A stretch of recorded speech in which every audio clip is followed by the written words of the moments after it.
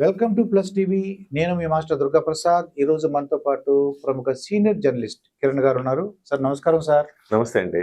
Sir, రాజకీయ నాయకులంటే నేను చూసిన రాజకీయ నాయకులు పవిత్రంగా, చాలా పద్ధతిగా ప్రజలకు సేవ చేసేలాగా ఉండేవారండి. అవునండి. ప్రజ్వల్ రేవణ్ అంటే మాజీ ప్రధానమంత్రి ఒక మనవడు అనమాట. అవునండి. వాళ్ళ అతని మీద ఆరోపణలు వచ్చినాయి, లైంగిక ఆరోపణలు. జైలు ఒక పని మనిషి కేసు విషయంలో కోర్టు అతనికి జీవిత ఖైదు విధించిందండి. అవునండి. దీన్ని ఎలాగా చూద్దాం అనుకుంటారు?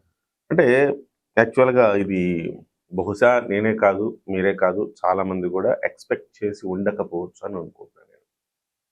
ఎందుకంటే అతను పెద్ద ఇన్ఫ్లుయెన్సర్. అలాంటి వ్యక్తికి ఇంత త్వరగా శిక్ష పడుతుందని ఎవరు ఊహించరా? 14 నెలలు, కేవలం 14 నెలలు. ఏప్రిల్ 28, 2024 కేసు నమోదైంది, ఎఫ్ఐఆర్.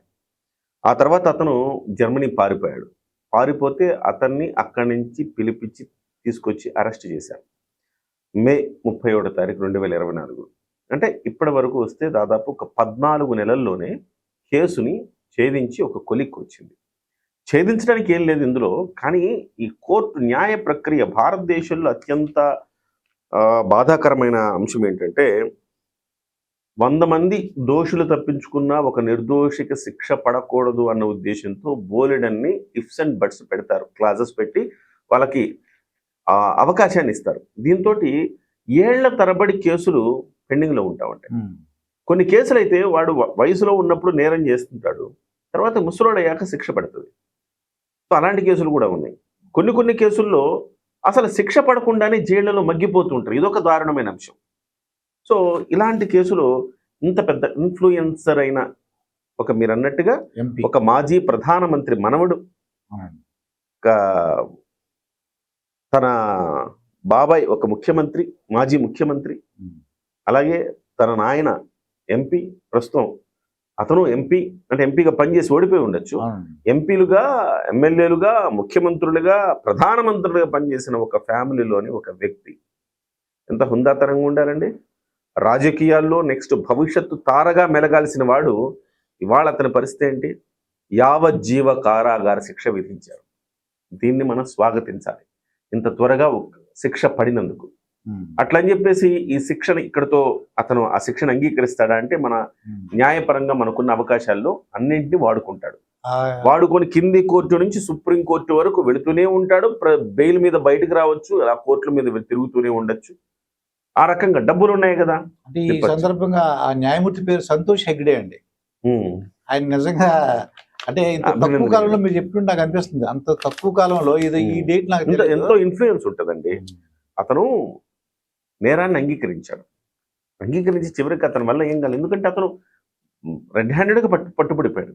ఏంటి సార్ అసలు ఇంత దారుణమైన, అతను అసలు సమాజంలో ఉండదగిన వ్యక్తి కాదు. అతను నిజం చెప్పాలంటే అతను బతకడానికి అర్హుడు కాదు అని చెప్పాలి మనం.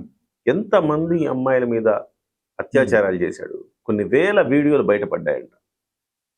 అంటే శృంగారం జరపడం, దాన్ని వీడియో తీసుకోవటం, పైగా అతను ఉండడు ఆ వీడియోలో. ఆ మహిళల ఫేసే చూపిస్తాడు, వాళ్ళ శరీర భాగాలు చూపిస్తాడు, వాళ్ళతో అతను చేస్తున్న కామక్రీడ చూపిస్తాడు, కానీ అతని ఫేస్ చూపించుకోడు.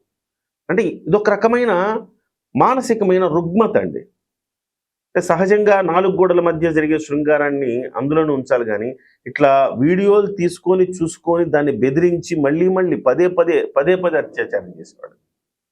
సో అలాంటి వ్యక్తి అంటే సమాజం ఆశ్చర్యపోయే కొన్ని అంశాలు బయటపడ్డాయి అతను అరెస్ట్ చేసినప్పుడు. సో అలాంటి వ్యక్తికి ఇంత త్వరగా శిక్ష పడ్డాన్ని మనం ఆహ్వానించాలి. దీనికి ప్రధానంగా బహుశా అక్కడ కాంగ్రెస్ ప్రభుత్వం ఉండడం కారణం కావచ్చు అన్న మాటలు కూడా వినపడుతున్నాయి. ఎందుకంటే ఎన్డీఏ ప్రభుత్వంలో ఇప్పుడు భాగస్వామి వాళ్ళ చిన్న అన్న కుమారస్వామి గౌడ ఎన్డీఏ ప్రభుత్వంలో మంత్రిగా కూడా పనిచేస్తూ ఉన్నారు. సో అటువంటిప్పుడు బీజేపీతో వాళ్ళ పార్టీ జేడీఎస్ పొత్తులో ఉంది. అలాంటప్పుడు కూడా ఈ తీర్పు వెలువడడం అంటే ఎంత, మీరు చెప్పిన సంతోష్ హెగ్డే గారి మీద ఎంత ప్రెషర్ వచ్చి ఉంటుంది చూడండి. ఈవెన్ అంత ప్రెషర్లోనూ అతను నీతికి న్యాయానికి నిలబడ్డందుకు అతనికి హ్యాట్స్ ఆఫ్ చెప్పాలి ఫస్ట్. అలాగే బహుశా అక్కడ కాంగ్రెస్ ప్రభుత్వం ఉంది కాబట్టి ఈ మాత్రం న్యాయం జరిగిందేమో, లేకపోయి ఉంటే మేనేజ్ చేసేరేమో అన్న మాటలు కూడా వినపడుతుంది. ఏదేమైనా సార్, ఇక్కడ మన న్యాయ సంహితలో చూస్తే గనక ఇప్పుడు అతను సుప్రీంకోర్టు దాకా వెళ్ళేంత వరకు కూడా మళ్ళీ అతను అప్పీల్ చేసుకుంటానే ఉండొచ్చు. అయితే విషయం ఏంటంటే అతను ఒక పశ్చాత్తాపానికి లోనైనట్టుగా కనపడుతుంది. పశ్చాత్తాపం లోనైనా కానీ శిక్ష తప్పదు. అది వేరే విషయం. ఏడ్చాడంట. ఆ కోర్టు తీర్పు కోర్టులో ఏడ్చేశాడట. కోర్టులో ఏడ్చేసి నేను తప్పు చేశాను, నాకు శిక్షణ తగ్గించండి అని అడిగాడట. సో బహుశా పై కోర్టుల దాకా వెళ్ళి శిక్షణ తగ్గించండి. ఇంకొక అడ్వాంటేజ్ అతనికి ఏంటంటే ఆ పని మనిషి తప్ప 47 ఏళ్ల పని మనిషి పలుమార్లు అత్యాచారం చేశాడు తన ఫామ్ హౌస్లో కరోనా సమయంలో.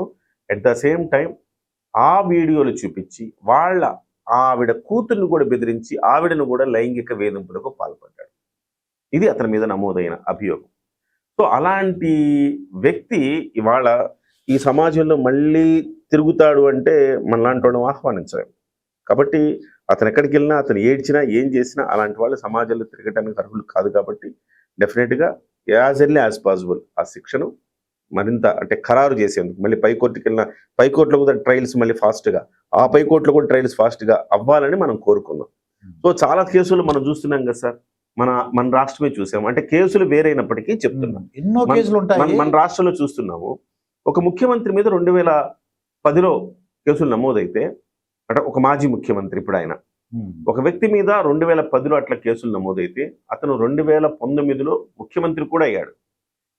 అంటే 10 ఏళ్ల పాటు బెయిల్లో ఉండి ఒక ముఖ్యమంత్రి పదవి కూడా అనుభవించేశాడు అతను. సో ఇంత దారుణమైన న్యాయ ప్రక్రియ ఉంటుందా సార్ ఎక్కడైనా? అంటే ఇంకా అర్థమేముంది సార్? మీరు వాడు వయసులో ఉన్నప్పుడు తప్పు చేశాడు అని అన్నాము, వాడు తప్పులు చేస్తూనే ఉంటాడు వయసులో ఉన్నప్పుడు. వాడు ముసలోడు అయ్యాక వాడు శిక్ష ఇస్తే ఇంక ఉపయోగం ఏముంటుంది సార్?